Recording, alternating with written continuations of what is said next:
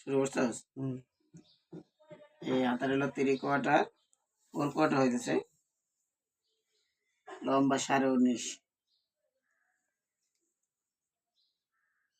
হাতার এখান থেকে 3.5 হইলো হাতের মুড়াটা নামাইলাম, 11 হইলো শেপটা দিলাম খনি কবজ পর্যন্ত।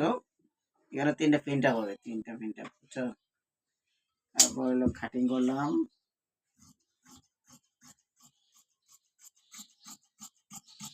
ভেলভেট হাতা। এই বুকটা আমাদের একটা পাইপিং হবে, তালপাতে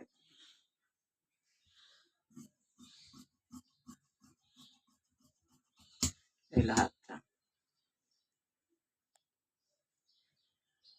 সুন্দর।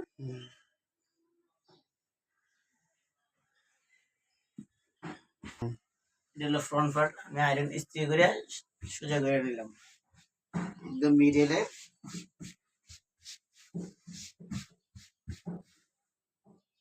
সহজভাবে কিভাবে মানে ইস্ত্রি করলে জিনিসটা একদম ফিনিশিং, কোনো দিকে কোনো সমস্যা থাকে না। এটা হলো ব্যাক পার্ট, একদম মিডিলে ব্যাস দিয়ে নিলাম।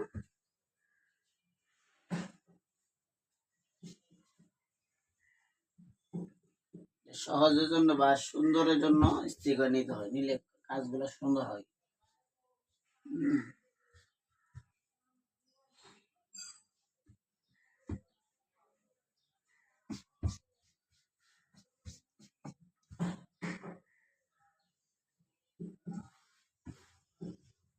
একদম সমান করে নিতে হবে, নাহলে কাপ মাছটা সোজা হবে না, দেখা হওয়ার সম্ভাবনা থাকবে। যদি আপনি ইস্ত্রি করে নেন বা একদম স্টেপ স্টেপ মিলাই না, তাহলে আর ঝামেলা হবে না। এলো নিচের ঘেরের দাগটা দিলাম, লম্বা হইলো 43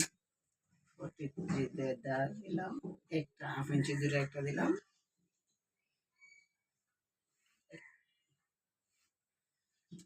বডি হইলো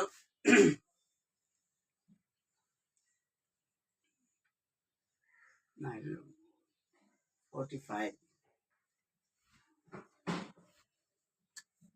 বডি হলো 48। আমি মোড়াটা নামবো 7.5 ইঞ্চি, 14.5, 21.5।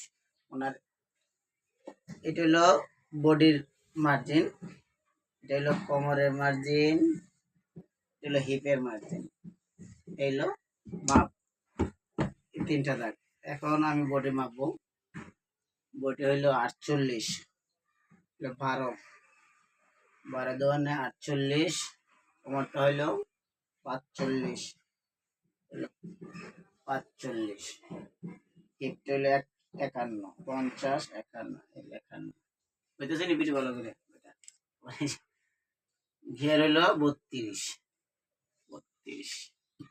ফুটটা রাখতে হবে না 16, গলার চড়া হইলো 3। তারপর মার্জিন করতেছি,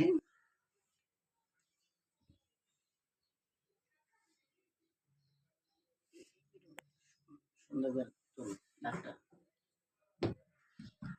তাহলে কামিজের একটা। এখন আমি কাটিং করতেছি পিছনের গলা।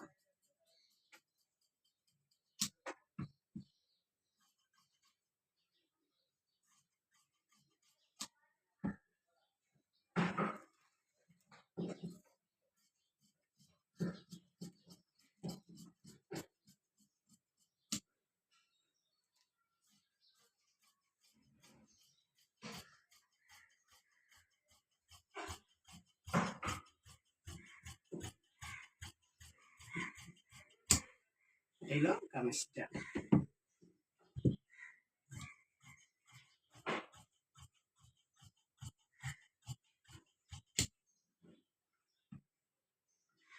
কোমরে একটা চাকা দিলাম, হিপে একটা চাকা দিলাম।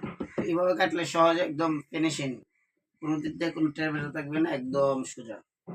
ঠিক আছে, আর একটু ফিনিশিং দিয়ে দিই যেটা।